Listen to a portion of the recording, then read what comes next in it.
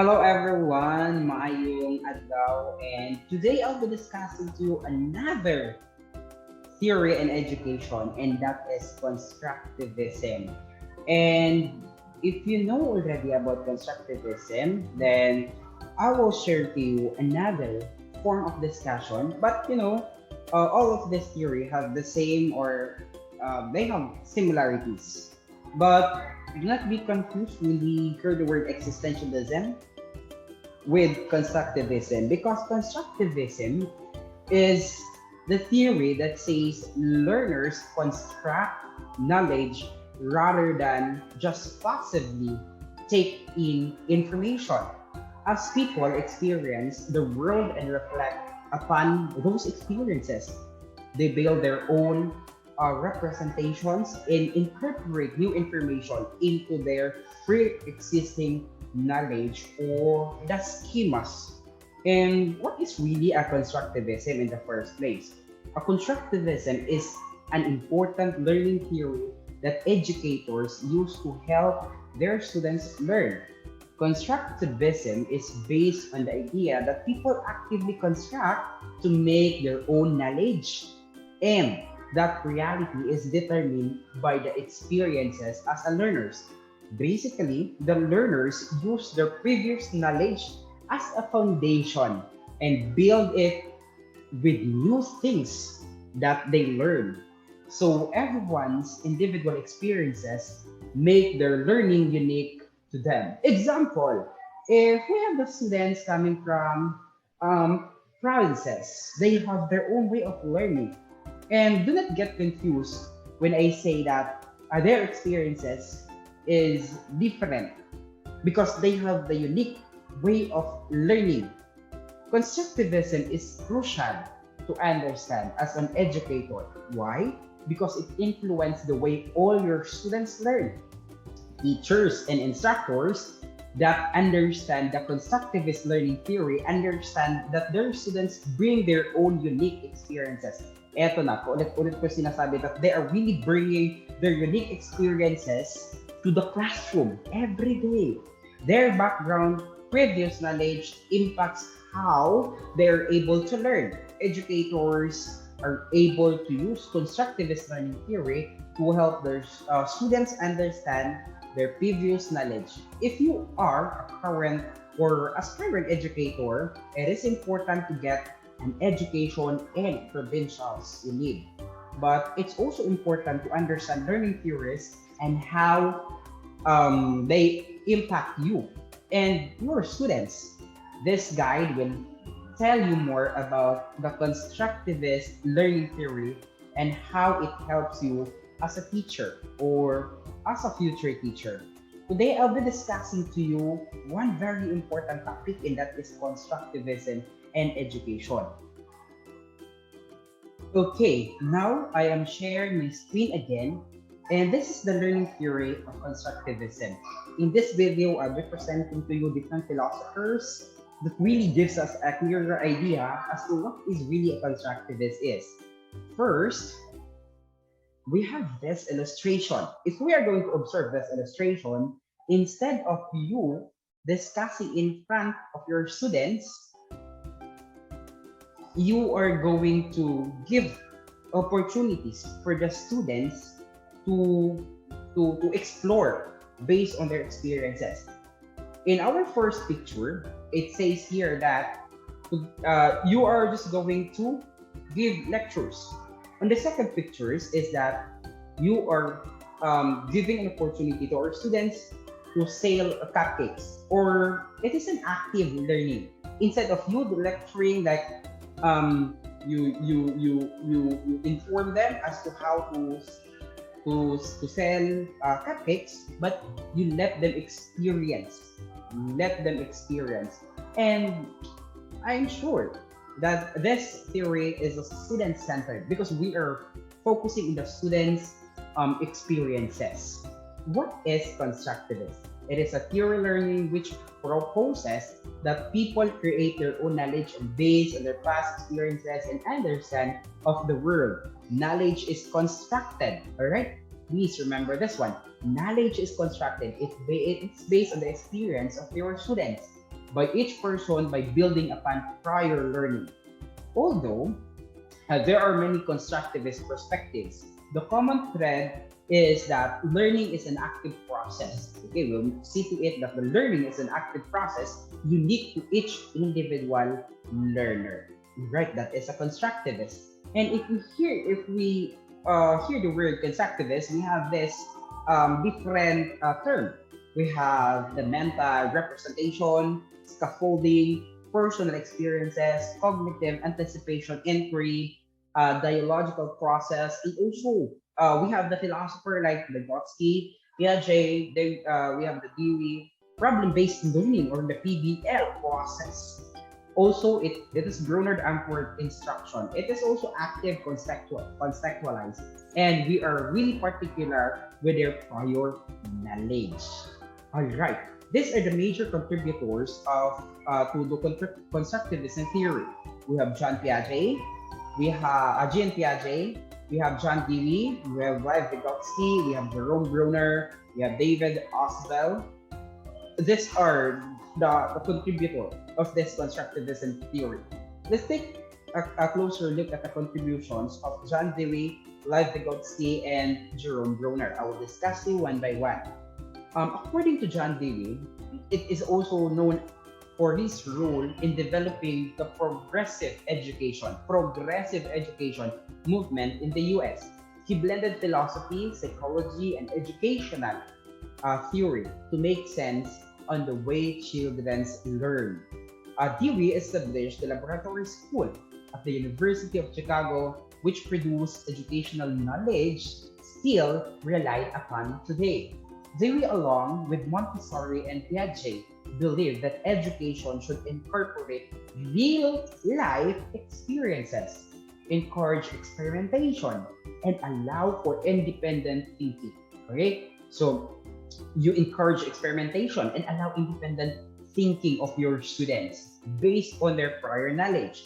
He believed that teachers should take the time to observe children, and from this observation, plans lesson that the students were interested in and ready for. So as a teacher, we have this responsibility to really know our students personally, given that they have their differences, they have their own background, and that is according to Dewey.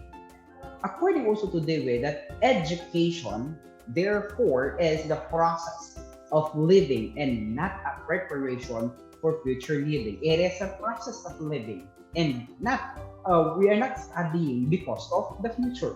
It is a process, all right? It is a process for experiential learning. Next is Ethos si Lev Vygotsky. Lev Vygotsky was born in Russia and studied and taught literature and education and teaching. He became interested in how children learn. He believed that interaction has a major impact on how children learn. Interaction, so experiential. Vygotsky developed the social development theory, all right, which includes many ideas still used by educators. By Vygotsky, main ideas is this one, the ZPD, or the zone of proximal development. And another is, what is the ZPD? Defined as the distance between the most difficult task a child can do alone and the most difficult task a child can do with help. So there is an experimental process, and that is the CPD. And also, Vygotsky believed that teachers should provide support in structures to aid in students' learning. This known as scaffolding. All right. So that's why when we hear the word scaffolding, it is with like Vygotsky. You are giving help to your students. Parang if you are doing activity sheets, you always think of your students, right? And the following that includes the ZPD, that includes observation, importance of play, and also the learning and language as inseparable. All right. So that is Lev Vygotsky. It is scaffolding. All right. Another, according to Vygotsky, is that what a child can do today with assistance, she will be able to do by herself tomorrow. Right? So what a child can do today with assistance, she will be able to do by herself tomorrow. You as a teacher, you will always as a support, okay, as a support of your students. And until such time na kaya na nila gawin yung isang bagay na sila-sila na lang. Right? A teacher is also a facilitator of learning. If you think that the students can do it alone, then you let the students perform. Alright? So that is according to Levi-Gotsky. And another is Jerome Broner. Jerome Broner was an American psychologist often referred to as the father of Constructivism. He held many of the same views as Piaget and Vygotsky. Broner believed that children are capable of understanding complex information at any age. He proposed the idea of spiral curriculum. Okay, if we are going to observe now that our curriculum in science, math, the other subject, it is already spiral. And that is the contribution of Broner. It depends on the teacher as to how he or she helped the students for it to really understand the question or the complex idea or complex information. He proposed the idea of spiral curriculum, which says that the complex concepts can be introduced in a simplistic terms in an early on, and then built upon adding more challenging aspects over time. Broner also theorized that learners use categorization to organize the code of information. And that is not we are following right now. We are following the spiral curriculum in which say grade 7 will take all the sciences. Okay, and then grade 8 still the same sciences, but the level of or the complexity of information is what is also elevating. All right, so that is of Jerome Broner. So according also to Jerome Broner, we teach a subject not to produce little living librarians on that subject, but to get the students to think. All right, we teach a subject not to produce a little living librarians on that subject, but rather to get a student to think. All right, you will not just ask your students to read and read and read, but you let them think also for himself to consider matters, to take part in the process of knowledge getting. Okay, knowing is a process, not a product. All right, knowing is a process and not a product. That is according to Jerome Broner. An example, that one. So what are the benefits? What are the benefits of using constructivism in the classroom? Students are often more engaged in a constructivist lesson because they are participating in an active learning instead of passive learning. All right. If you are just talking and talking inside the classroom, then the students will get bored. If you have an active learning, if you do groupings, if you do activities, and then the students will enjoy. Right? Kaya, you as teacher, you really need to prepare a lot of strategies. Right? You really need to prepare a lot of strategies for the students to get involved in the lesson. And constructivist classroom encourage collaboration with peers and communication skills, both of which are vital in the real world. So now, if we are really a constructivist teacher and we let them talk, we let them collaborate with other students, that's why collaboration is very important. In the 21st century, skills need collaboration, need peers. All right. Another, because learning is based on the student's interest. Students' interest. That's why it is a student-centered. Students take ownership of their own learning. All right. Another is constructivist assessment are based on the student's interest and inspired expression of knowledge is creative ways. Example, if you are teaching mathematics and the mathematics subject, meron silang flow o yung mga solution. But if you are a constructivist teacher, kung ano yung magiging solution niya, it's okay. It's okay for you. Alright? You still accept because you believe that meron silang unique way of solving that problem. The same with science. Right? The same with other subjects. And another is constructivism concentrates on students learning how to think and understand as opposed to rote of memorization. That is just Industrial Revolution 2.0. It's more memorization. This time, we're already in Education 4.0. We must situate to really let them experience, let them collaborate, let them work on their own so that they will really learn the lesson. Another, some words used to describe constructivism. These are the words: active, collaborative, organized, evolving, inquiry-based, and reflective. And this skills needed in the next 21st century for Education 4.0. It is active, collaborative, organized, evolving, inquiry-based, and reflective. Another few ways to incorporate constructivism into the classroom. You must see to it that you have cooperative learning groups, community service projects, debate, experimentation, real-world activities, role-playing. Okay, these are the sample inside the classroom. All right. Another, these are the 5 principles of constructivist classroom. These are the principles. This will be your guide, future teacher or teachers. Teachers seek and value students' points of view. Okay? You really consider the student's point of view kung paano yan explain yung lesson about photosynthesis, and you respect that. Alright? Kung ano yung way of discussion niya, and then it's okay. You just listen and you evaluate. Next, classroom activities challenge students' supposition. Teachers pose problems and emerging relevance. Example, if I am teaching science, psychology, and society, I will not teach you about the history. I will introduce to you the emerging relevance topic of this STS. Kaya nga, it is evolving. Alright? Another is teacher build lesson around primary concept and big ideas. Right? You are just picking the big ideas, and then you let the students explore kung ano yung mga idea, alright, na meron doon sa big ideas na present mo sa kanila. You just introduce the STS. Kung ano yung natutunan nila about STS, and it's up to them already.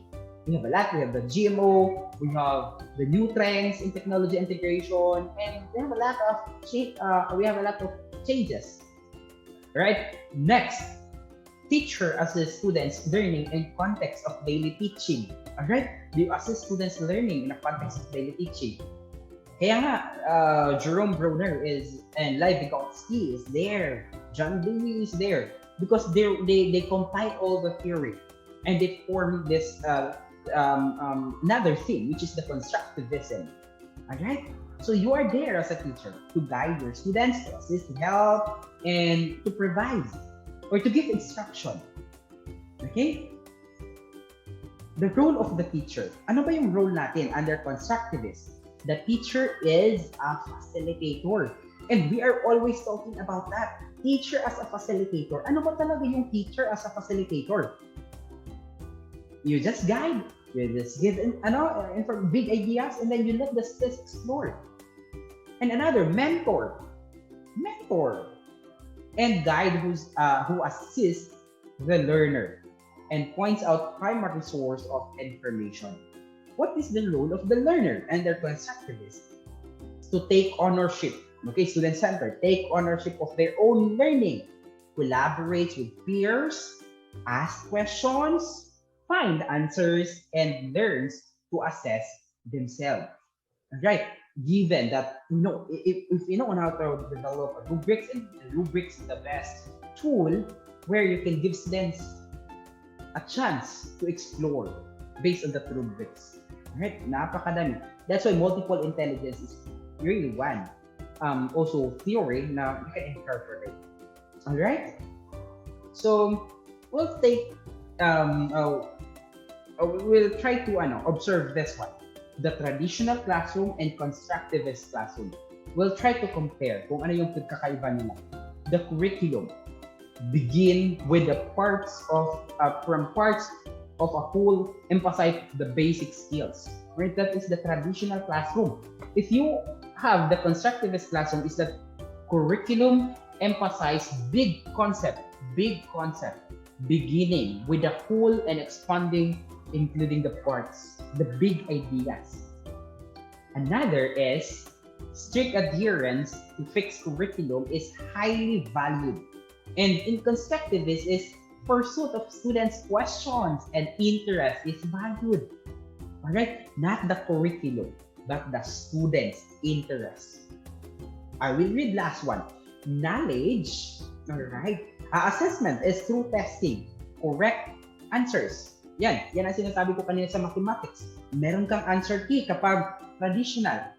Kapag sa constructivist tayo is assessment includes students' group observation and points of view, as well as the test. Process is as important as product.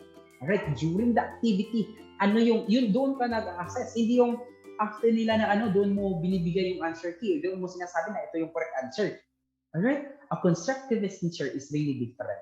Alright, I want you to post this video if you really want to understand the traditional versus constructivist classroom. Alright, take you take a screenshot and you just review this one. Alright, that ends my presentation about constructivism in education. I hope that you learned something new today. See you in my next video. Bye-bye.